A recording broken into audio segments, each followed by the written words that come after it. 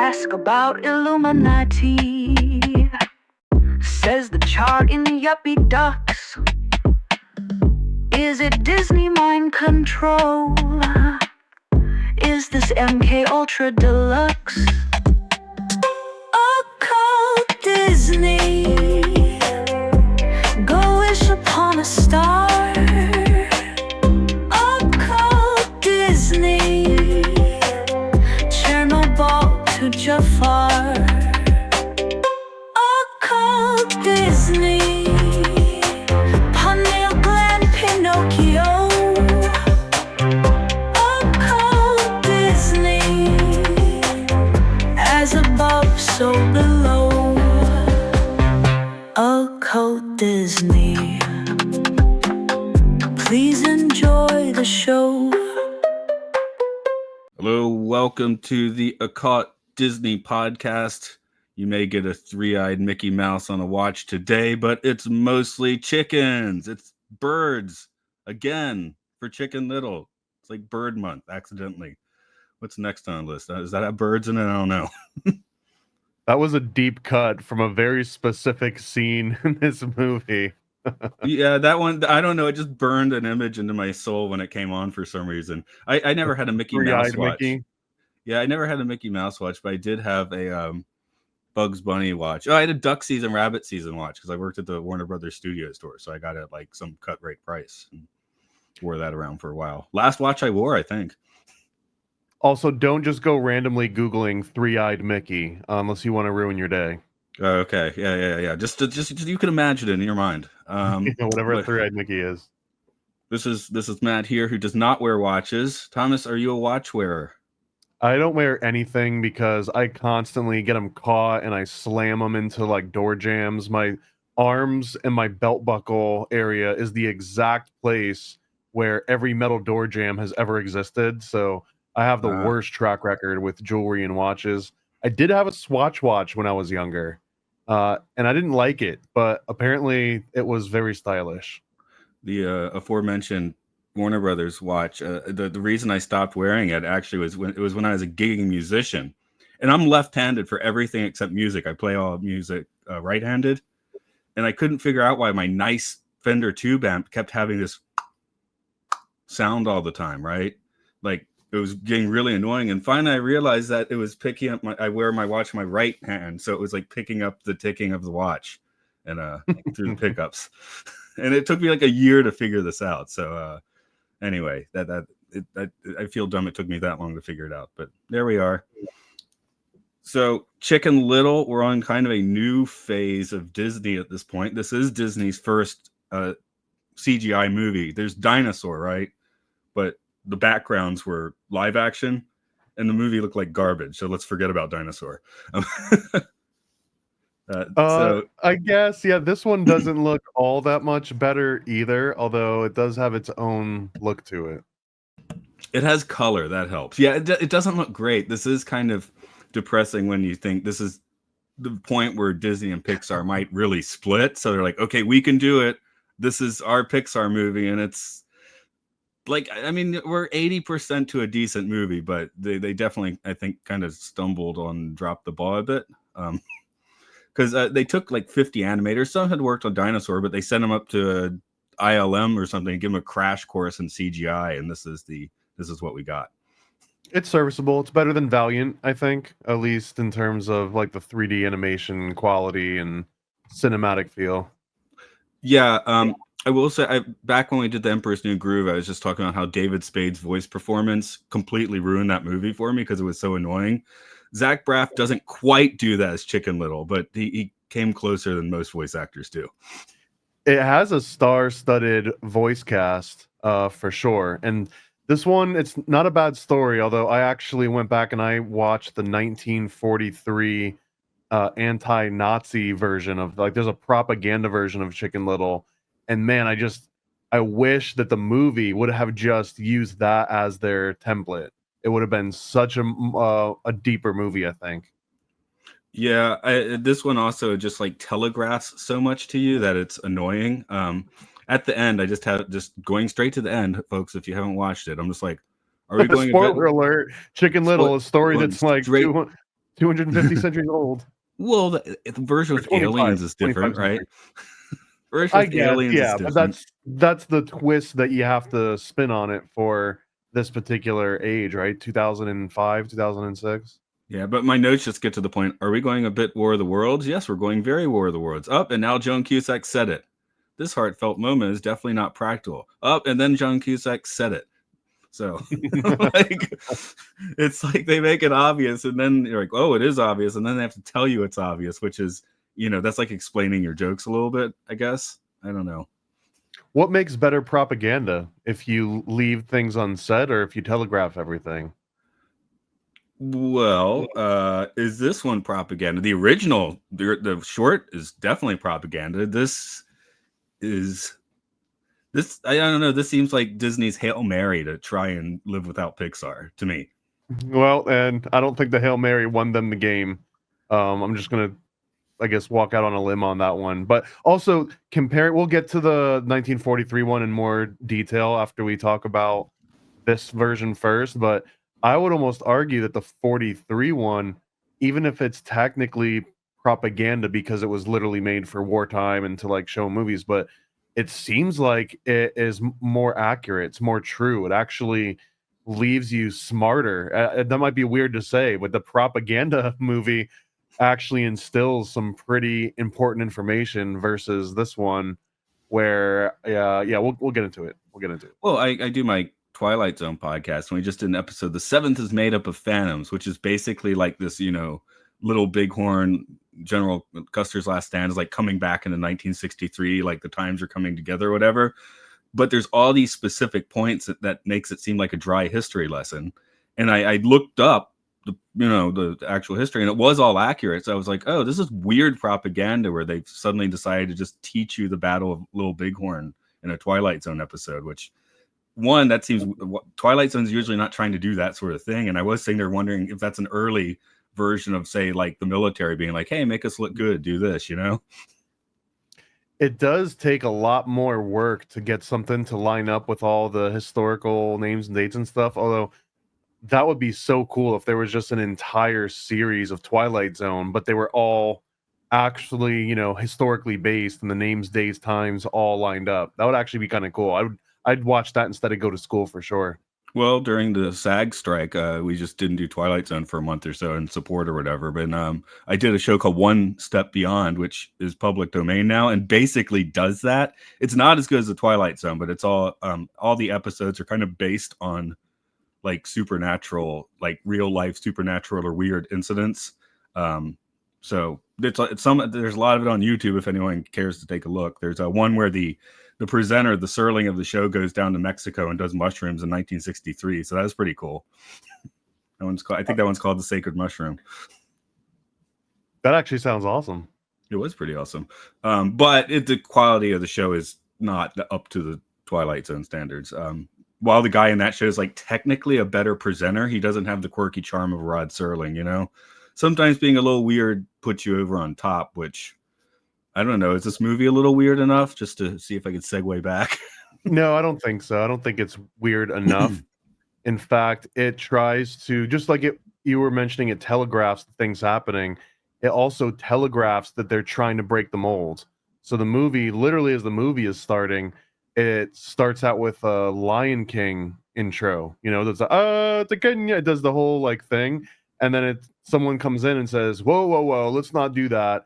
And then it starts another intro where it's an animated book opening. And then the narrator again says, no, the old book opening, we're going to do something different this time.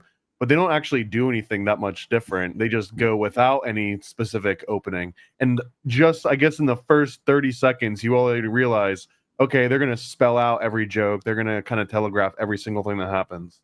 I mean, I guess that's kind of the Shrek effect, because Shrek did that and everyone loved Shrek for 5 years. And then they forgot about Shrek. Is that what happened? I guess some people remember. If you were the right age when Shrek came out, I guess you maybe still like Shrek. Right, maybe, but Shrek was almost a parody of the fact that Disney and everyone else kept regurgitating these grim fairy tales. And Shrek sort of poked fun at a lot of that in like a tongue-in-cheek kind of way. But for Disney to then try and emulate that, by taking a literal Grimm fairy tale and not flipping on its head. They just kind of swap out the sky is falling with the sky actually is falling. It just happens to be the bottom of a stealth craft UFO, and like the panel fell down and hit somebody instead of any other. An acorn, I think, is in the very, very OG version of all this. Right. Yeah, I was just sitting there wondering at the opening because I was writing this is way too meta crap joke, and in 2024 it's like super annoying. I'm sitting there thinking if in 2005 there was any freshness to it at all. I'm gonna say no because that's 4 years after.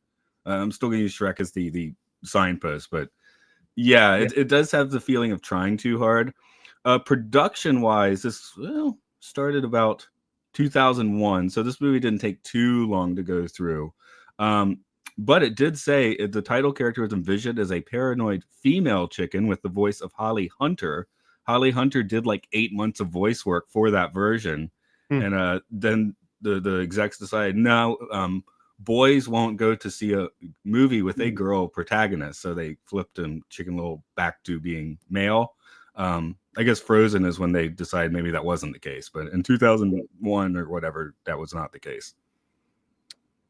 I guess it's a good question. Did Frozen attract less boys going to the theater? Because I guess I would assume so. Maybe it needed some of that Fabian push where Disney said, okay, we got to bite the bullet for a few of these.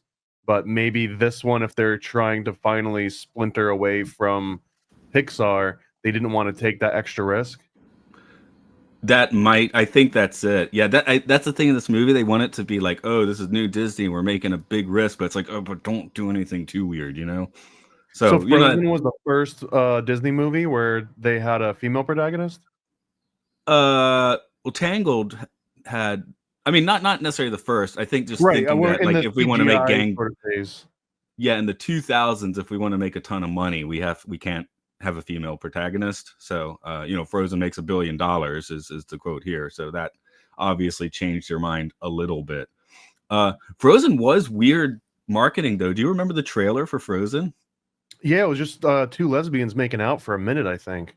Oh, that would have been cool. No, it's just the one I saw was just straight up the Let It Go sequence from the movie. So you got the Japanese version, right? Oh, okay, maybe that's why. And they had I'm just kidding.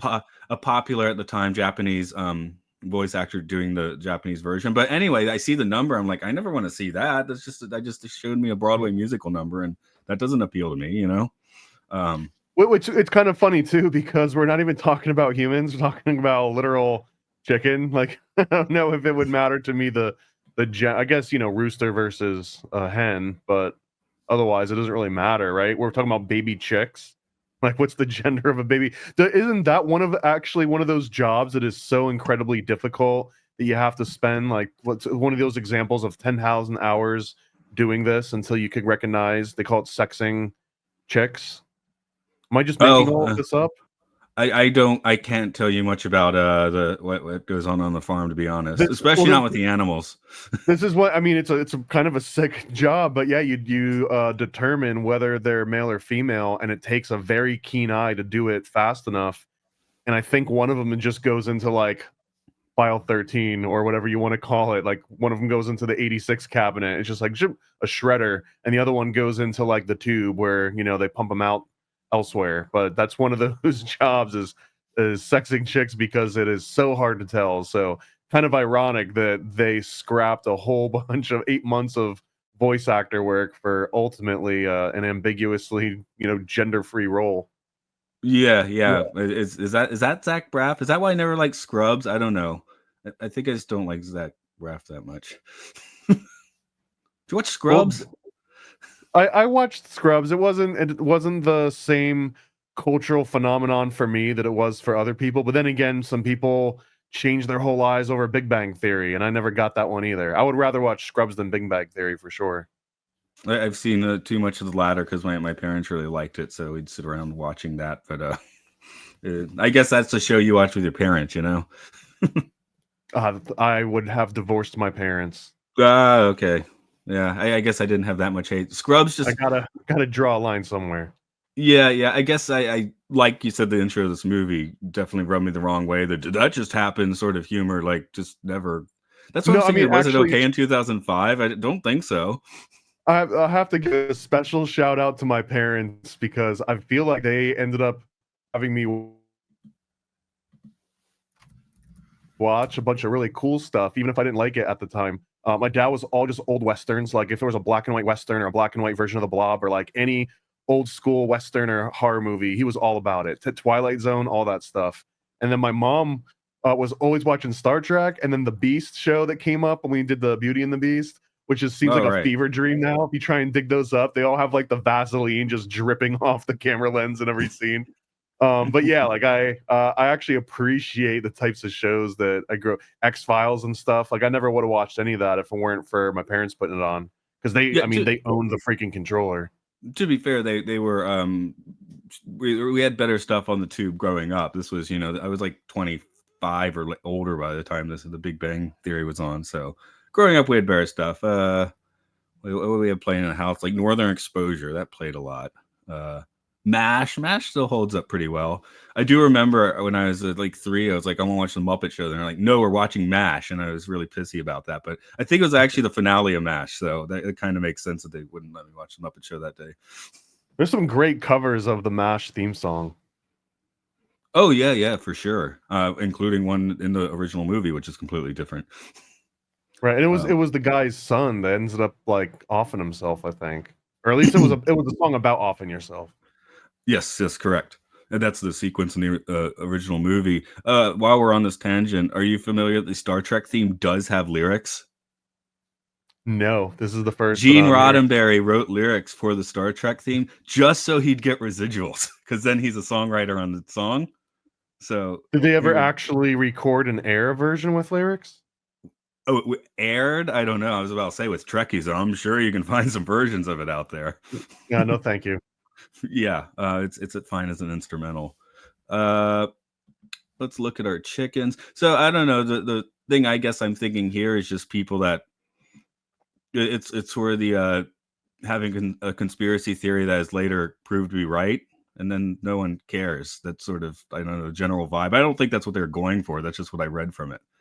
I guess the biggest example is honestly that would have made this movie a million times better if they had really leaned into Chicken Little being a conspiracy theorist, the cork board with the red string and the thumbtacks and like trying to put all the pieces together, like, cut out newspaper articles. All of that would have been perfect for this. That would have made this so much better than what it was. Oh, you're not going to like this then. Just after when it's describing the Holly Hunter version, it said she'd go to a summer camp to reduce her anxiety as well as repair her relationship with her father. At the summer camp, she would uncover a nefarious plot that her counselor, who is to be voiced by Penn Jillette, was planning against her hometown. So the original plot actually kind of was that. I love it. I mean, it makes me feel better. At least somebody back then knew how, like, what this movie should have been versus what it ended up being.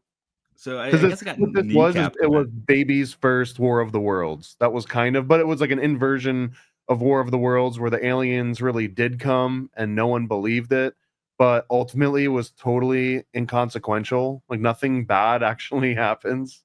It's another movie where there's no villain, which I'm slowly realizing that I'm not a fan of movies that don't have a villain. Yeah, you need someone to twirl a mustache. Although I would say that the alien parents at the end are pretty villainous. I mean, they were like, well, we were about to just vaporize the Earth, so but their version of vaporize seems like they have an undo button and they can just unvaporize things immediately too, because again, it has that really horrible like post millennial Disney like rounded edges feel to it, which again is really starkly different from the 1943 version where everybody dies in the end. Yeah, it says in the production notes that they were trying to make this look more rounded, like 50s Disney movies. And my response, I don't know what the hell you're talking about. Yeah, no, they did a horrible job. In fact, it opens up after they do the two kind of dumb false starts that they telegraph and ruin the joke. Then they show everyone in a movie theater with Harrison Ford like an actual scene from Indiana Jones, the big boulder scene. So now I've got so many questions. Do humans exist in this reality too? Are they aware of humans? Is this in an alternate Earth reality?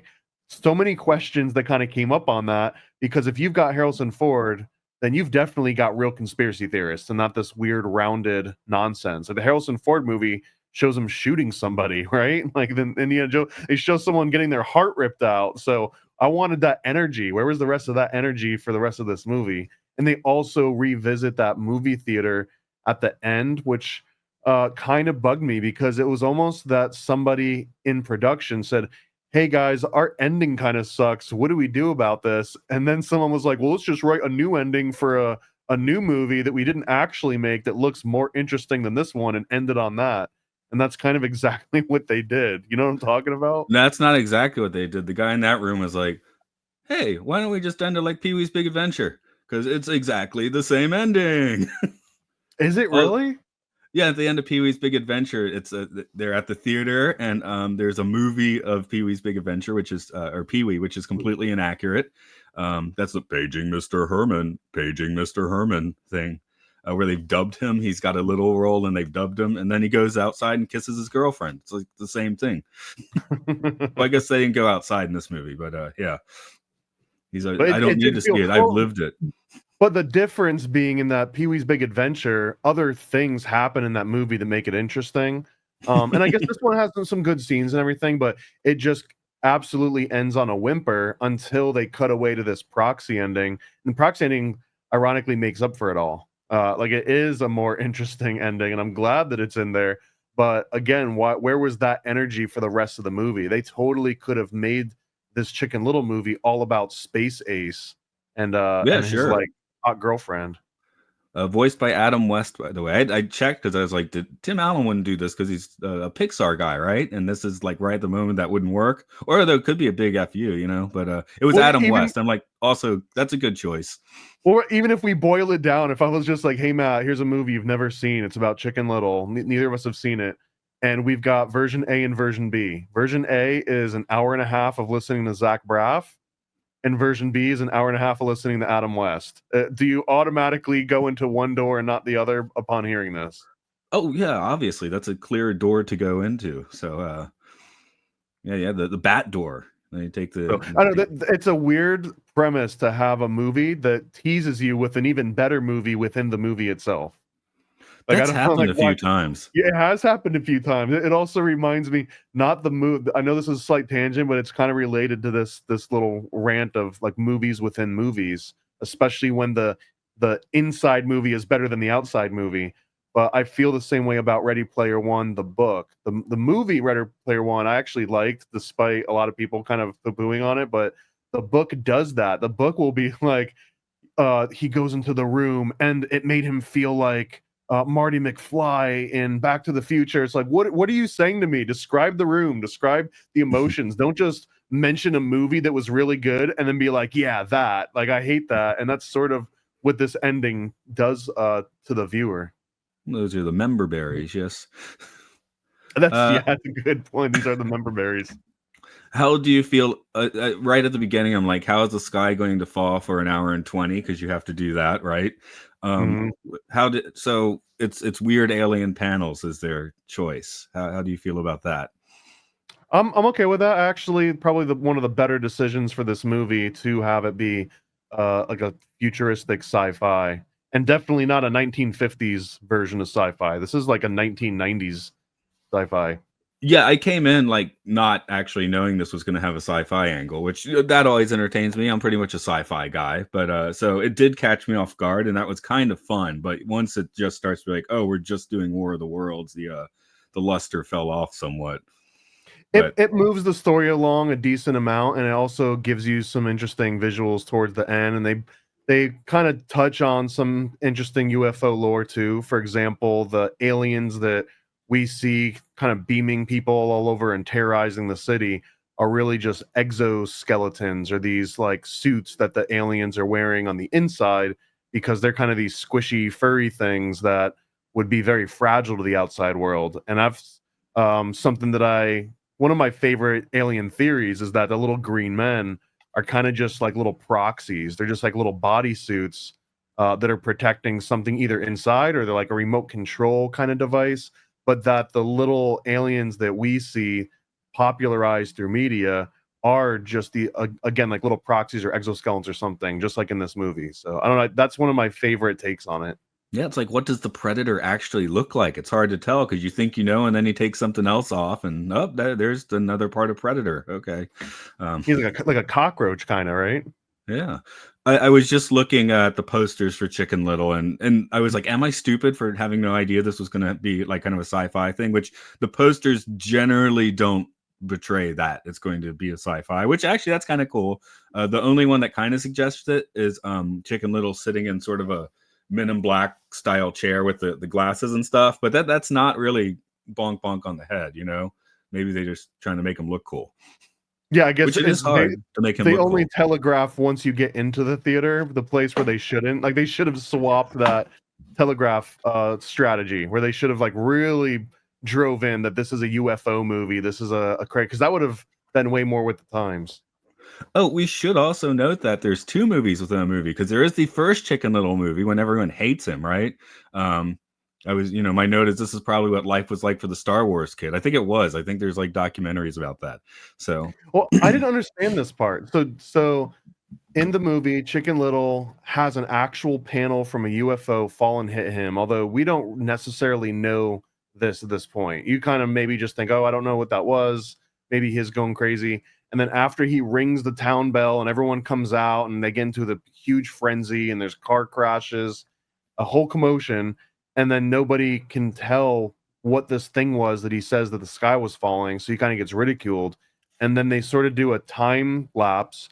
And now there's a huge billboard that there's a movie about this actual Chicken Little that was wrong about the sky falling, but they don't show that movie, do they? no, They just no, show I a don't think. Well, billboard. maybe that's the 1943 one where everyone dies. Right, but it shows him. It shows the actual Chicken Little from this movie on the billboard.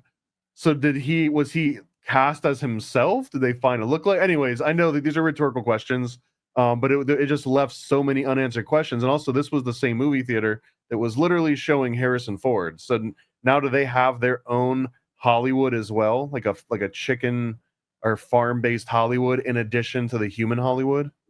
Yeah, again, put a pin on that for Cars, where it gets even more confusing. Okay. It's not a great trajectory that we're seeing develop here. A few words on the music. All the needle drops were pretty annoying. I mean, I like the Pointer Sisters. I like REM, and then Bare Naked Ladies pretty much drive me nuts. So 5 for Fighting. I just seen the name before. This may be the first time I've heard them. This too many needle drops for a company that usually can create pretty good original music, Right, but I have a feeling that you liked hearing Spice Girls, especially in a movie about UFOs, because you've already gone off on how the Spice Girls movie is one of the best movies of all time, and it's about a UFO abduction. Did I have all that it has right? one scene from a UFO abduction. My co-host, when we were talking about it, had never seen Spice World, and he thought it was a sci-fi because he had seen that one scene. So he was really confused when he watched the movie. He liked it. By the way, it is a great movie. Everyone should watch Spice World. You're not being snarky when you say that. I knew it. It's a fun ass movie. Yeah. Where are we going? Oh, that one. Movie in a movie in a movie. That's right. Although Wannabe here, I'm just like, it's the third, pop. Again, that's a Shrek thing, right? All the poppy needle drop things. Right, and having the characters sort of do karaoke for all of these popular songs too. That's absolutely sort of a Shrek move. Yeah. And lest we forget, which we probably did forget, All Star is actually from Mystery Men a year or two before Shrek. It's not from Shrek. It was a needle drop in Shrek. So, I mean, now I used to think of, Shrek takes a poop and you listen to All Star, right? That's how it works. But that's what they missed. They needed to have scenes of Chicken Little taking a crap. That would have solved it. The movie. I guess I need to rewatch Shrek, but I almost feel that the Shrek needle drops worked better than in this movie. This movie, I guess maybe just because I'm watching it so much longer after it came out, but the needle drops felt manipulative to me. It felt like, oh, you know that this movie's dragging a little bit. Let's go ahead and throw something in here familiar to kind of keep the kids from falling asleep in the theater. Yeah, I did like Shrek in 2001. I don't think it dated well, although I haven't watched it recently. But that did have the plus of being Jeffrey Katzenberg's like revenge trip against Disney, right? I mean, that's kind of the fuel of Shrek, at least the first one, if not all of them. Whereas this is Disney flipping out because they're like, oh my God, we can't make hit movies anymore. So this one was somewhat successful, by the way. It was the second grossest, highest animated film of 2005 behind Madagascar. So DreamWorks is eating their lunch at the moment. Yeah, the budget 150 million. What? Okay, sorry. Box office 314. It said they were making a direct-to-video sequel, but that's a year later when John Lasseter shows up and cancels all direct-to-video sequels. So that never happened. You could be disappointed about that if you want. Do you know if when we pull up these stats about how much it costs to produce, do those numbers typically include the marketing budget? I don't think so. I think that's just production budget.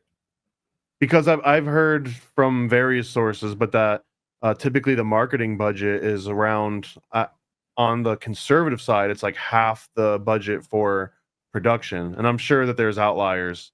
It is. That's that why almost seems that this movie broke even then. Right. That's why it about broke even. That's why, like, you'll hear a movie cost 150 to make and made 200 million. So you're like, oh, well, that's a profit, but it's not because of what you just said. Yeah. So yeah, when I say 150 million, that is I assume a production budget. So sometimes these numbers are deceptive too, because again, my all-time favorite movie I think is Demolition Man. And that movie, if you look into the backstory, apparently Sylvester Stallone never got paid for the movie at all. It was almost a complete mafioso run style scam where they just overburdened the budget to write off all of the profits, so that I don't know how the math works, but it's one of the like textbook examples of here's how to con yourself through a Hollywood movie and write everything off way beyond where it should, which is, to me, it stands out because that one's a legitimately good movie. Well, man, at least Taco Bell made out like gangbusters in that one. Well, except for the reissue in UK when they lost the license and then they swap it to Burger King, I think.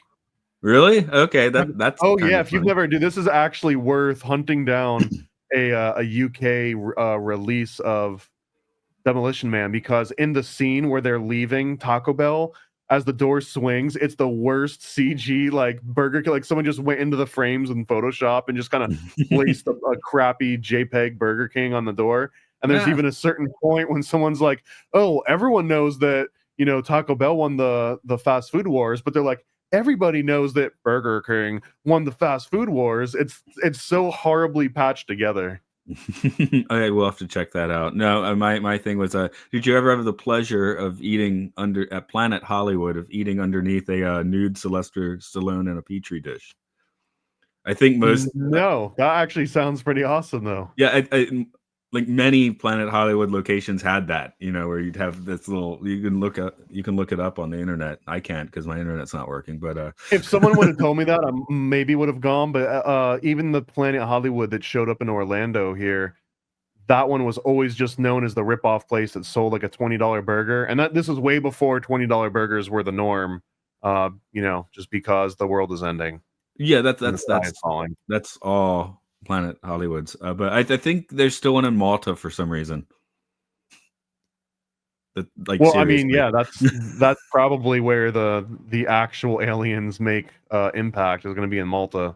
Yeah, and then they'll go to Planet Hollywood, so that makes sense. But I do not know if they have the Demolition Man prop there though. So I don't think we did at the Atlanta one. But yeah, I only went to the Atlanta one like once for the reason you just mentioned.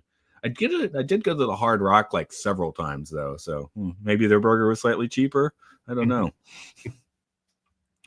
I guess we haven't cracked too deep into your notes yet. If you want to give us a blast or two. I'll give a quick recap of what happens in the movie so that we can walk through some of them. I guess symbolically, or at least some references to real stories. So it starts out, Chicken Little has something fall on him. We find out later that it's a piece of a UFO that has cloaking technology, which explains why no one else can see this thing. He rings the bell, the whole town comes out, car crashes, yada yada. The dad comes out and apologizes for his son, and we learn here too that classic Disney proxy, his mom is dead or gone, but we assume that the mom's dead, so he's just with the dad, and they've got some sort of strain in their relationship that they're looking to patch up. So time passes, and Chicken Little figures that since his dad was a star baseball player, he's going to join the baseball team and just be great at baseball, and that'll make his dad proud finally. It's kind of like one of those daddy issue stories, very classic. He does that. He actually hits a home run, wins a game, ends up gaining some of his dad's trust and respect back. And then the sky falls again. Another panel comes over and falls, I think, like into his room, and he finds it. And at this point, we actually see that it's this hexagonal tile. On the back of it, there's a circuit board with little sort of IC chips in it. But when he puts it the other way around, it has this chameleon effect. So if he puts it on the ground, it looks like the ground. If he puts it against the wall, he even puts his hand behind it, and it shows there's a refresh rate of like a second or two. So he puts his hand behind it, second or two later, you see his hand on the panel. He takes it away, and then the hand goes away after a few seconds. So clearly showing, children, here's what cloaking technology kind of looks like, which is sort of the coolest. I would say that's the climax of the movie, is just when he finds this cool little cloaking panel, and then the rest of it is sort of telegraphed a little bit. But he tells his friends about that this UFO panel was kind of in here, and then they eventually see an actual UFO come and land. They go inside the UFO ship, and there's a little sort of fuzzy troll hair creature. It looks like the hair on a troll doll with just eyes in it. And then it follows them around. And after they leave the UFO, it kind of stays back. He goes and he tries and alerts all of the town folk again. Hey, there's this big UFO. And it's kind of a decent, this is another like one of the comedic beats, but the whole town's following him. And he's like, come on over here. And they leads them to the big baseball stadium, except for that there's a penny on the ground, and everyone stops. Someone's like, ooh, a penny. And they all stop to pick up the penny. And if they hadn't done that, then they would have seen it. So I don't know. That was the one good, I guess, like comedic effect that they threw into this movie. But they all show up. The UFO is there, but it's cloaked. And he's trying to throw a rock at it, but he can't throw very well because he's kind of like a weak, little lame chicken little. He's a little chicken with little chicken arms. So he can't hit the UFO. So everyone laughs at him again. So now his credibility is shot with the town, and it's shot with his dad. His dad's basically like, I don't believe you anymore. So he's kind of have to go and prove this to himself, except for the little troll doll creature.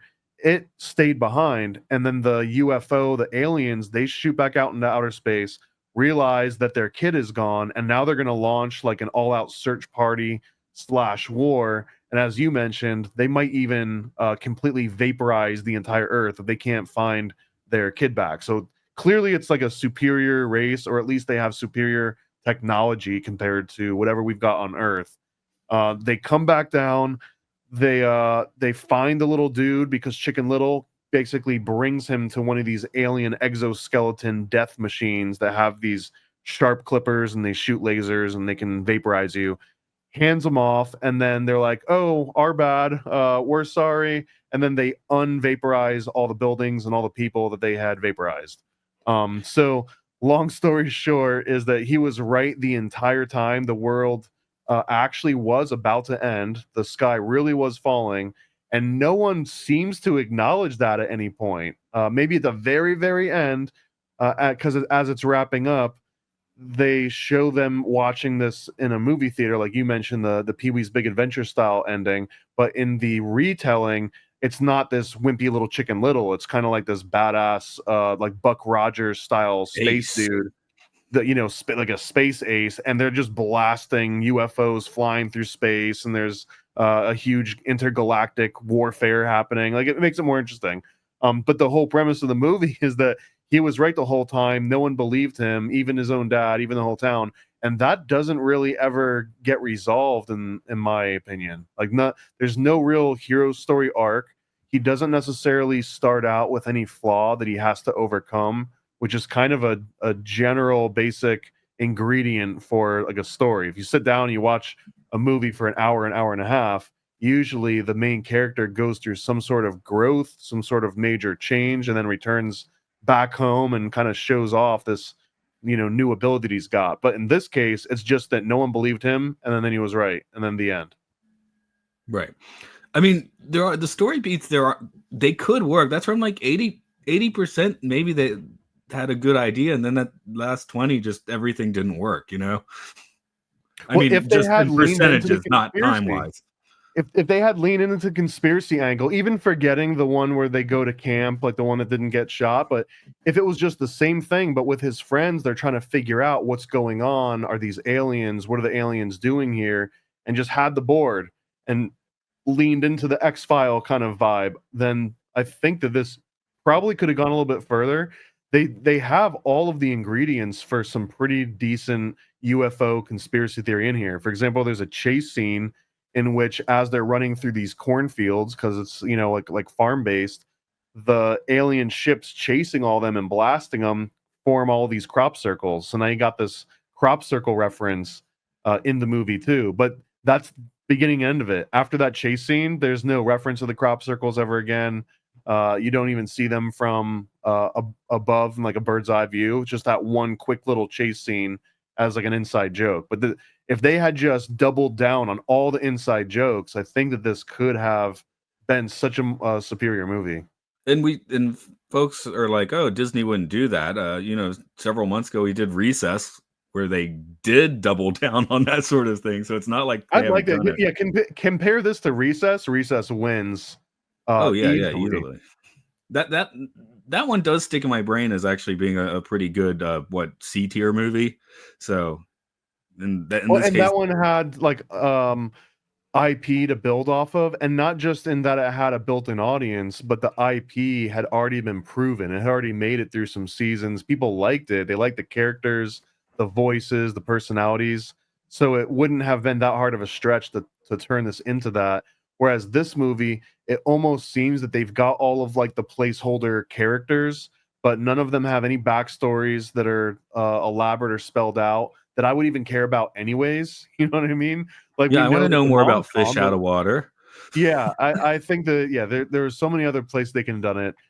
And okay, now here's a part that I feel a little awkward about, because in all of the other movies that we've watched so far, aside from maybe Teacher's Pet, that I went off on a little bit of like a transhumanist like rant on that one, but all the other movies, Lion King, Aladdin, Rescuers, all the ones that are supposed to have these subliminal sex messages for kids, I kind of hand wave almost all of those away, just because they seem so freaking mild. They like, if you squint and you freeze this frame, you might see a booby in the Rescuers if you have the Laserdisc edition only, or if you saw it in the theater, where you'd have no ability to kind of freeze frame it.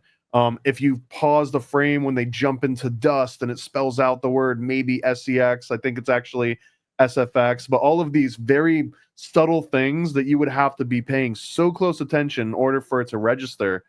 In this movie, I feel a little bit different though. So I don't know if I should have worn pearls so that I can clutch them right now. But something was weird about seeing these obvious children, it was like a duck and a pig and Chicken Little, I think, but I think it's like the duck and the pig, and they are covering "If You Want to Be My Lover, You Got to Get With My Friends" over and over again.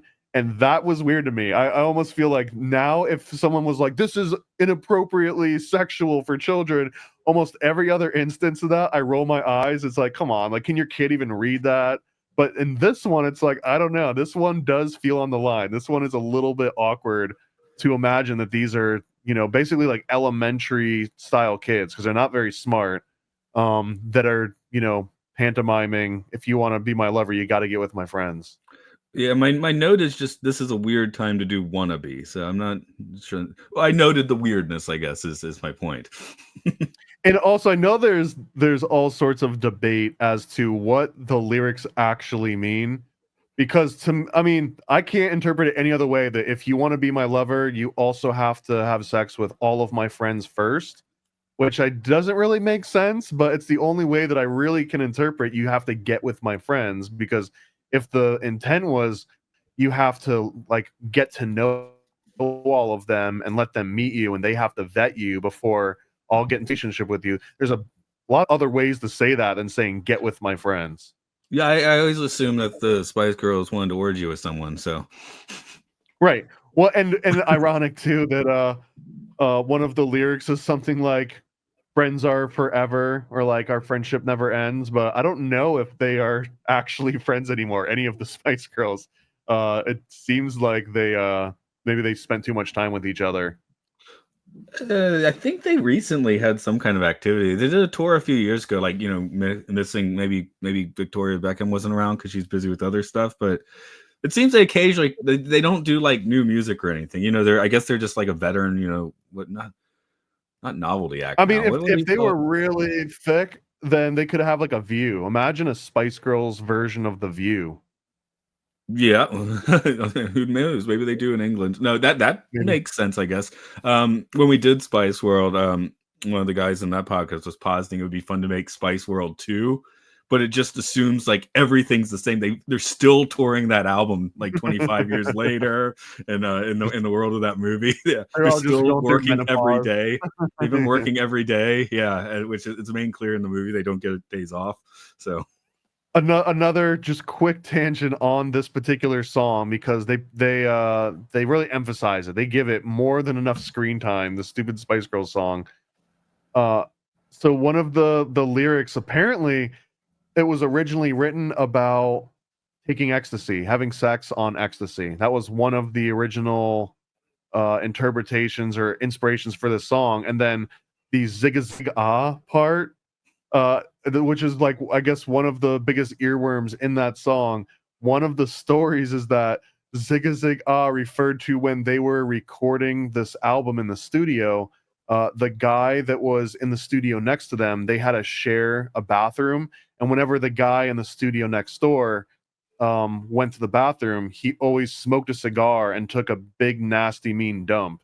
So the original lyric was shit and cigar, but that ended up morphing into Zigga Zigga, because I guess they didn't want to have the phrase shit and cigar out in the world. I really want a shit and cigar. Isn't that how the line goes? I mean, why would they say that? I really, really, really want a shit and cigar. Yeah, but it just turned into Zigga Zigga. Yeah. So Why now, would they be saying whenever that? you hear that, just think shit and cigar. Shouldn't it be he really wants a shit and cigar? I don't know. Okay. I don't know. What does anything mean anymore? Especially when it comes to the Spice Girl. What does get with my friends mean? Anyways, I it was didn't know we were weird. going to go full lyrical breakdown on one of me, but hey, maybe we should. Well, because again, this specifically is the first time that I was like, oh, maybe there's something to this. Like Disney is over sexualizing children in these movies. This is kind of weird. This is a song about doing sex on MDMA, and then a guy that's taking grumpy cigar shits next door. So Hey, just a typical Disney fare. they should have gone to that angle more. But again, I think it's just like, hey, let's needle drop as much as we can. Like putting REM, I love REM, but putting on It's the End of the World as we know it for a alien invasion. I mean, that's you can't be more on the nose than that. That's ridiculous, you know? I mean, it's like you can't do it because it's too obvious, but they did it anyway. There's also a completely out of place Chickens Gone Wild joke, which in 2005 or 2006, this was basically, what was it, Chicks Gone Wild or Girls Gone Wild? Girls Gone Wild, yeah. But again, what a weird thing to shoehorn into this movie. It wasn't even a funny joke that landed or anything. It was such an offhanded, disposable line that I don't know. Again, what are they doing to our kids? I guess 2003, 4 when they're making the movie is just again Shrek effect, and everyone wants to be a bit of an edgelord, you know. It's so out of place here. Like lean all the way in if you're gonna do it. Don't just have a like out of nowhere. This round edges, like nothing violent or nothing bad actually happens, except for they're pantomiming having sex on ecstasy, and then Girls Gone Wild videos. Yeah. I'm taking a look here. It looks like I was wondering, because there's such disparate elements, if this was a multi-studio production, but it seems that it was done in Burbank only. So, because that would make sense if some of it was done in Japan, some was done in Florida, some was done in California. Then you could see where elements wouldn't fit. But I mean, I guess Well, you they can do that. definitely had a number of Japanese credits in the final role, but I wasn't paying attention to exactly what role they played, so it could have just been in-betweener type stuff too. Yeah, I'm still kind of like speed reading to see if I can figure out. No, they don't seem to list that. Too bad. But yeah, that could also be, if you got folks in Japan doing it the traditional way, and then people in Burbank trying to be like, let's be edgy, and that doesn't really mesh so well. And just the fact that, as the original version concept sounded so much better, and the 1943 movie has more of a narrative thread that makes sense. Yeah, we'll get there. I got a couple other observations about this one. Then we can talk about the good one, which is only 8 minutes long, an 8-minute version that's so much better than the theatrical version. The major motif that I got from this movie, Chicken Little, is that kids, your parents don't believe you. Authority figures won't believe you. So go and do these covert things. Go sneak out at night. Go do it all for yourself. Do what thou wilt, exactly. And playing on top of that Disney proxy, which you don't really find out until later in the movie, when they're like, "Oh, I wish your mom was here." Like, it's just a really quick little conversation that they have. They don't explain where the mom went or how long. It does list Jerry Marshall's character as Chicken Little's father, who is a widower. So okay, he killed her? Wow. No, I know that's not what that means. But the underlying premise here is that parents don't trust you. Hey kids, your parents will not trust you. And that's the biggest thing, because that, from the very first scene until the very last scene, that's sort of the motivation of our protagonist throughout the movie, is that he's trying to patch this weird relationship with his dad, where his dad isn't proud of him, hasn't earned his respect, and hasn't even earned his trust, even though he's been right the entire time. And I don't even know if we necessarily get like a hardcore, heartfelt apology. It's definitely in there a little bit, but it's odd that this movie keeps bringing up the word closure. Like, it is very advanced, I guess, emotionally. Yeah, at the end, it's like a psychological getting a kiss. sort of. That's closure. What? How? Yeah, there's so many references to closure that I don't know, if maybe on a couple different rewatches they're doing some weird psychosis or like psychological trick in this movie, because as we get into the 1943 one, that one also has everything to do with psychology, but it's done a little bit with less rounded edges, and even though they telegraph it more, it makes more sense too. I just like to imagine 2004 Michael Eisner just going into the Burbank, studio. They're kicking me out. It's closure. Put closure in the movie. This is the end. This is the end. I'm out. It's finished. That's what I'd like to think. Let's see. My two last observations for this 2005 version of Chicken Little. One of the characters gets their brains scrambled during Reconstruction. So, meaning that when the aliens come and they're vaporizing people and they just kind of disappear, and you're wondering like, oh, are they dead now? Yeah. The fox is supposed to be the bully of the movie, but when they zap the fox back, she is now like a musical theater kid. And the aliens are like, oh, oops, our bad. Do you want us to fix that? And the entire town's like, no, we want the damaged, brain scrambled version, which, morally speaking, I don't know if that teaches the right sort of end goal here. But anyways, they scramble somebody's brain so that they act more socially appropriate, and everyone's okay with that. And then finally, another just weird sexual reference is that there's a short clip of someone reading a Cosmopoultry magazine, which is supposed to be like the Cosmopolitan, but the issue is about bedside astrology.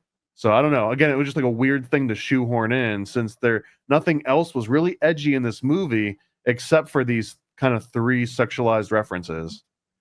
I guess before I go to 1943, I'll make two quick observations. Oh, I did giggle when it comes out with "You have hate mail." I thought that was actually legit funny. And should we just go on the wild look into things? All the hexagons. Can we assume that the aliens are coming from the pole of Saturn? Yeah, and they're probably all like theosophists, I'm assuming. Yeah. It's usually how it Actually, works. how closely did you look at their star map where they have the X'd out planets? Oh, I might have missed something. I'm making sure I'm thinking of the correct movie because this isn't quite the sync reviewing, but I did just watch two animated Star Trek episodes as well, so I'm trying to make sure those wires don't cross too much.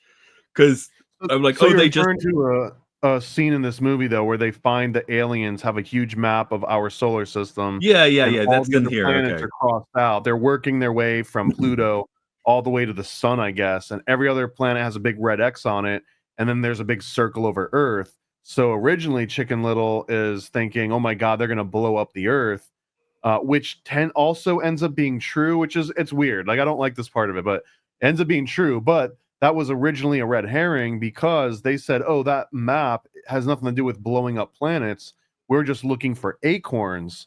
And we see that Earth has like the best acorns. So that's the reason that all the other ones were X'd out is because they didn't have acorns. right, okay. Well, I guess they didn't blow up the Earth in the end, but they were about to. No, But again, it's weird. Like, why have the red herring and then be like, "Oh, and by the way, even though that was a red herring, we were going to blow up the Earth." Like, I don't know. It didn't Alright make did it sense. when they were parodying the Twilight Zone with the was it two cooked humans, two I cooked wouldn't for give them that much 40 credit. humans, I don't two know. cooked for 40 humans. If they had, even if they had bitten off a little more of the Twilight Zone, this movie would have been much better. But just to say my confusion, there's I was right before this. I watched a new episode of Star Trek Lower Decks where they have a bunch of orbs and cubes that are fighting and on their ship. It's just a bunch of hovering orbs and cubes that hate each other. And at the end, there's an orb and cube baby, right? And I'm like, wait. Then so obviously I'm like conflicting that with this, where we have the geometrically shaped aliens and their baby. It's just I like did a have weird commentary on race signal. relations. I did have weird. Are you in orbs or cubes? Which one do you hate? You got hate mail. I like oysters and clams. Ooh. So yeah, we can go back to 1943. We'll do the Wayne's World thing. 1943. Okay. And we can even go farther back than 1940, but the 1943 Disney was coincidentally is on that boxed set Disney on the Front Lines, right? It's one of the things that was included. And I didn't get that at first because I was reading through the Wikipedia page after I had watched a version, and the version I watched doesn't have the propaganda part in it, which was a very minor part, I guess, although the narration was somewhat similar. So anyways, the recap of the 1943 version is that there's a big bad wolf, and the wolf is trying to figure out how he can eat all of the hens, but the hens are behind this huge wooden fence. The wooden fence is too tall for him to climb. It's locked. They show all these locks and everything, so he can't go through the fence that way. And the farmer has a shotgun, double-barreled shotgun, which I've said this a million times before, but any Disney animation that has a gun in it already gets extra points for me. This one's no different. So these are the three reasons why he can't just go in and wreak havoc on all of these the hens and the roosters and everyone on the farm. So the fox basically comes up with this idea to scare one of the chickens because he's reading this book on psychology. So this is the first version that I saw is the fox, and he's got a certain he's reading lines out of it. So he kind of turns to the camera, he breaks the fourth wall, and he says something like, why would you just eat one when I can eat everyone here? I'm paraphrasing that. And he opens up this psychology book and he reads out loud and he says, to influence the masses, aim first at the least intelligent. And he puts the book back down and he's looking around. He's like, all right, who's the dumbest one on this farm? And eventually his eyes glaze over Chicken Little, who is ostensibly like an absolute idiot. So he basically decides that I'm going to trick this village idiot, and if I can get the village idiot all riled up over something, then we don't know what the rest of that is. It's kind of like a dot dot dot. Now, in the original 1943 release of this, it wasn't a book that said psychology. The book said Mein Kampf. So that's where it turns into this anti-Nazi propaganda. He's literally reading Hitler's Mein Kampf, and that's where, to influence the masses, aim at the least intelligent. He also has something that says, if you tell a lie, don't tell a little one, tell a big one. And this is a direct reference to The Big Lie, which is, I think, I can't remember if it was Himmler or someone else in Hitler's inner circle, but this quote was somewhat attributed to him, of this big lie that, you know, the general concept is that society at large would be like, well, they wouldn't lie about something that big, so it has to be true. That's kind of the premise of a big lie. If you tell a lie so big, then people would almost refuse to believe that the power, like the authorities over you, would even have the gall to lie about something so obvious, which makes sense for a movie in 2005 about UFOs and the government hiding UFOs from you. Yeah, so they should have leaned into that a little harder. I guess I do have those discs. It's been a few years since I watched that version, so I guess I was watching the propaganda version. But you know, there's when you're watching that and the Warner Brothers stuff, you know, there starts to be lots of, you got Donald Duck Zeke Heiling famously, right? So right. But the point was that when I saw the first version of this one, I must have seen the re-release that came out in the 60s.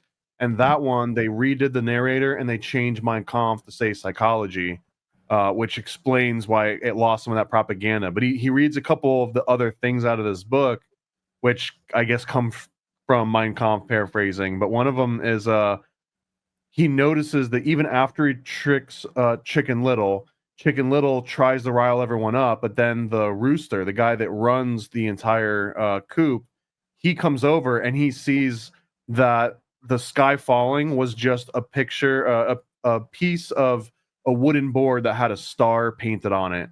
And the wolf had dropped this on Chicken Little, and then he kind of whispers at him, hey, the world's ending, you know, run for your life. He tells him this directly, and Chicken Little kind of runs with this. When everyone comes back, they see this piece of wood. They ridicule him. Oh, you idiot, the sky's not really falling. So then he pops open Mein Kampf again, and it says, undermine the fate of the masses in their leaders. So now he realizes, I have to do a character assassination campaign on the rooster so that no one listens to the only person that was like, hey, you idiots, the sky's not actually falling. So he tries to go for this angle. Long story short, he gets them worked up into a frenzy again and tells them the only place they can be safe is in this cave. So all of the chickens run into this cave to be safe. The fox follows them in, shuts the door behind them with a big boulder, eats them all. They're all dead.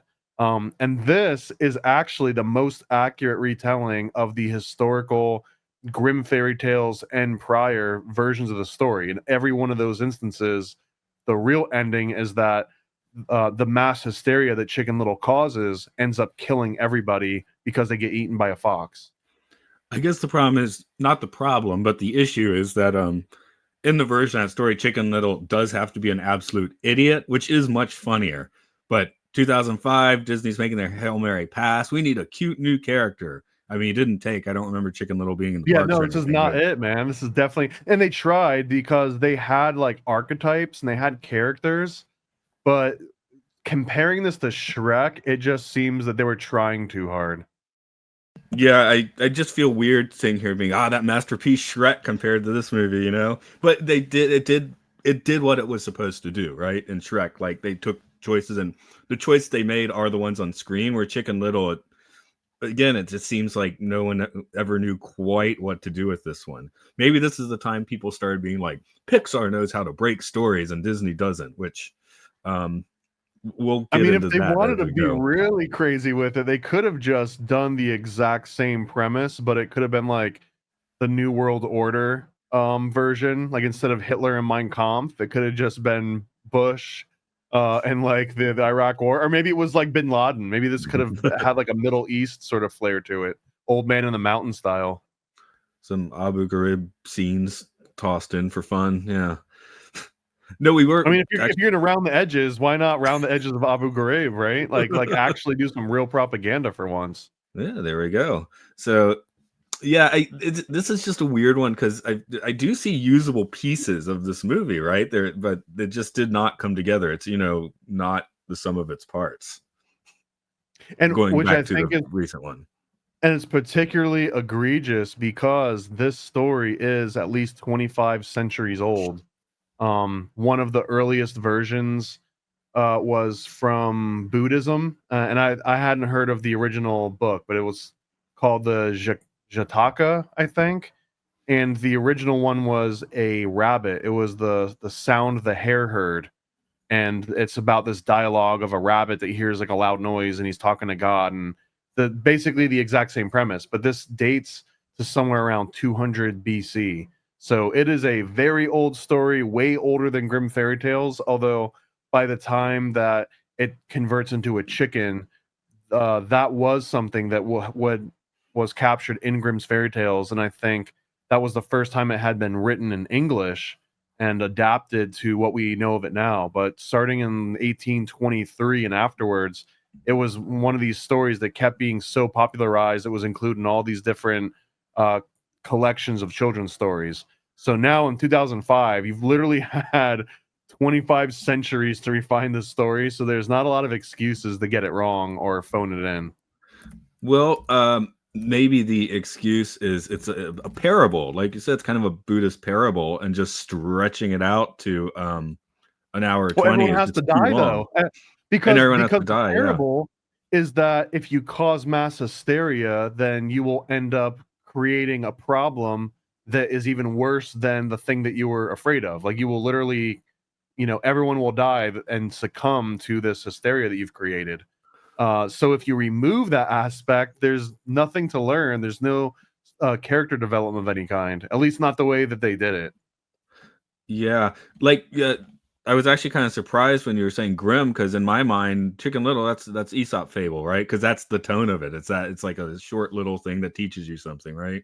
Where it's Right. got Yeah. the So, Grimm, so they yeah, all it get goes, it eaten, goes but way before Grimm, but Grimm was the first time that it was written down in like a Western approach outside of like this Buddhist tale.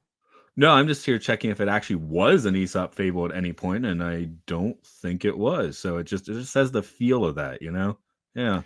Another interesting link here too is that the original Briar Rabbit story, Brother Rabbit takes some exercise, that also is very similar to that Buddhist telling of Chicken Little. Except for in the original Briar Rabbit story, Briar Rabbit initiates the panic, but he doesn't take part in the panic. But then the fox still ends up eating a bunch of people. Interestingly, when I went to search the folktale, and as you probably did too, you end up on a page called Henny Penny. Disney, they own that Chicken Little page now for the 2005 film. And I never Chicken Lickin'. I never heard that called Chicken Well, Lickin'. so that Apparently, the American version, once the Grimm fairy tale got adopted in America, it became Chicken Little. But in Britain and elsewhere in Europe, it was Chicken Licken and Henny Penny, and that's because the original story, at least the Grimm version of that story, everyone had these rhyming names. So it was like Henny Penny and Cocky Locky and Ducky Lucky and Goosey Lucy. Like there were all these kind of silly rhyming names, which I don't know, maybe that would have been better because yeah, as soon as you say Chicken Little, you've lost all of that. right? Yeah, I'm having a look here. And Chicken Licken just makes me think of KFC. Yeah, yeah. Like I can't say I'm not down with KFC because the Oh my Japanese god. thing. How about that version when Chicken Little is like, everyone, they're gonna cook us and serve us. Like they're gonna murder us. They're Because gonna Hollywood drop exists us and Harrison Ford wants some Kentucky. right, right. They're like, oh, this guy again with the whole, they're gonna drop us into a big vat of boiling oil. Who would do that? No one's a monster here. Have we discussed how KFC just owns Japan during Christmas time? Yeah, I good move, man. Just like Chinese restaurants own a monopoly on any non-Christmas or non-Thanksgiving food on those days as well. Right. But yeah, no, every people are already now. It's November 22nd, and people are pre-ordering their buckets of chicken for Christmas, um, which is a little weird. And the Well, cake, I'm flipping that KFC, on and its head. I'm planning to go to a Japanese barbecue on Thanksgiving. that sounds good. Well, of course, it says the guy who lives in Japan. I Uh, just hate turkey. I've never liked turkey or stuffing or any of it. recent Kentucky advertisements in Japan though are fun. They have a young, sexy Japanese colonel now, as opposed to the old white man colonel. Well, did you know there's actually, I think it was a Lifetime movie. I don't remember what station it was actually on, but it was Mario Lopez, AJ Slater from Saved by the Bell plays a sexy Colonel Sanders, and it's like a steamy kind of tongue in cheek, but like a legitimate sort of Lifetime movie. Yeah, no, like in Japan that's now like they still have statues of old man colonel like outside Mhm. the stores, but I've seen the Legos of this too. I've seen Legos of the sexy Colonel, okay, like cool. little So minifigures. the sexy colonel's making the rounds. That's good to He know. is. Yeah. When do we get a sexy Ronald McDonald, or is that too creepy? Look that up on the internet. You'll find an Oh answer. no! Well, of course. What is it? Rule 34. Well, I'm not a pornographic one, but you can find sexy Ronald. Yeah, I remember finding that once and then sending a bunch of people DMing the picture to a bunch of people. So, Let's see. Oh, one tiny little weird tangent that I looked up is that in the 1943 version of Chicken Little, the Nazi propaganda one, or I guess the anti-Nazi propaganda one, when the wolf drops the star onto Chicken Little's head, he gets it off of this wooden advertisement, and the wooden advertisement says, Madame Izon astrologist, and then the outside of it's got these little stars, and I was just like, that's a very specific name, Madame Izon. So I looked that up, and Madame Izon is the name of a book that was published in 1899 about a lady that travels all over the world and is being hunted by like some weird mysterious murderer guy. But it just seems too specific of a name to not have been a reference to this older book. I didn't have enough time to like read the book and get through all the synopsis and put any connections together for this one-off little place where he got the star, but it did seem like an interesting rabbit hole that it was clearly named after this book. yeah. Well, remember when you're doing the real old Disney films? It was like, well, in the 1930s, the whole occultist thing was kind of trendy and a little more mainstream, you know? Yeah, our yeah, like I said, our grandparents probably talked about Moloch and Baal way more than we do, even if they didn't have a Twitter. My Moloch. That's what my grandmother used to say. She didn't say that. Yeah, I remember in the World's Fair, and they were feeding babies to the big giant bull statue. And you're like, okay, Grandma, let's get you to bed. Couldn't possibly have happened. You guys didn't do anything cool back then. You were just like knitting. Yeah, everything in the past sucks. Anything else you want to throw out on either of our chickens? Yeah, I guess a couple little hidden Mickeys that came up in some of the research that Cocky Locky, who is the in the 1943 version, Cocky Locky is the rooster that kind of runs the coop. He has a cameo in Mickey's Christmas Carol dancing. Chicken Little from the 1943 Nazi propaganda version, that Chicken Little appears in Who Framed Roger Rabbit in one of the background scenes, but he's got like the whole outfit on and everything. And then also when they re-released this one and took out the Nazi voiceover, this was called Man is His Own Worst Enemy, and it aired in 1962. So that one was uncut, but they replaced the narrator, and it was done by someone named Ludwig von Drake. So there you go. There's your trivia firepower. Hey kids, gather around the TV. You're gonna love this. Man is his own worst enemy. That's bad selling point. Hey kids, who here's read Mein Kampf? I don't see any hands raised. But I legitimately think that 1943 version, when he's saying to influence the masses, aim at the least intelligent. And then he says, if you tell a lie, tell a big lie. And then he says to undermine the masses, you basically deteriorate their respect for their leaders. Like, these are all pretty like important lessons. This is like Sun Tzu, like Art of War that he's kind of describing here. And now you compare that to the 2005 version. Like, what do you take away from the 2005 version? Seriously, like what like groundbreaking information are you taking away? That your parents won't trust you, and that you should sing Spice Girls songs when you're 9. And it's very easy to damage alien drones. I mean, they got the guns, but they make that joke too that he didn't save the receipt on this panel that kept falling off. So that was like a running joke, is that even though they were superior, they still were kind of shopping in the bargain bin of Kmart. Well, Dad tosses a tin pan at one of these things and it just falls apart, you know? So how hard could it really be? What's Elon really doing up there? Maybe it's not all that much work. Yeah. Go to space. Everyone can go to space. Are we sending the chickens out to roost? Well, what's the next one? Oh, next week is it The Wild? My internet is working again, so I can check. It is The Wild. The Wild. Yes. Okay. The Wild. This is directed by, sorry British listeners, directed by animator Steve Spaz Williams. That's not a good nickname. We'll have to look into that. That was the nickname, or is a real name? Yeah, it was in quotation. Steve Spaz, and I've already forgot his last name, but apparently that, you know, just like how we say bloody hell and nobody cares, that's another one that's more offensive when you're in over in the aisles. Oh, to call someone a spaz? Yeah. Because I learned that, so now people know. Well, if you're listening from the UK, don't spaz out on us. There we go. What are you up to? I guess I'll ask.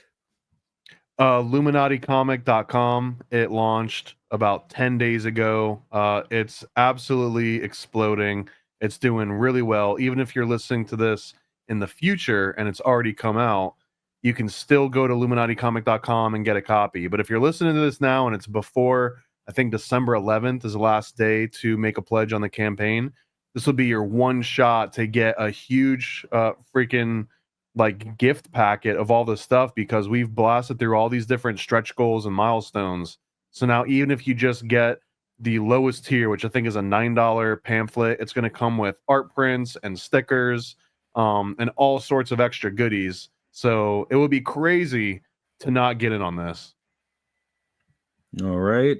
And on my end, I keep referencing other podcasts I do. So other than I call it Disney, I talk about a lot of films on Films and Filth. We go over films that are on the very top of the IMDb user ratings and at the very bottom of them. And I talk about The Twilight Zone on Time Enough podcast. And of course, you can always let me brainwash you with some music at the link that I have here, rovingsagemedia.bandcamp.com. The sky is falling. Well, at least you fell out for a minute there. I guess we're all fall out. Everyone, fall out.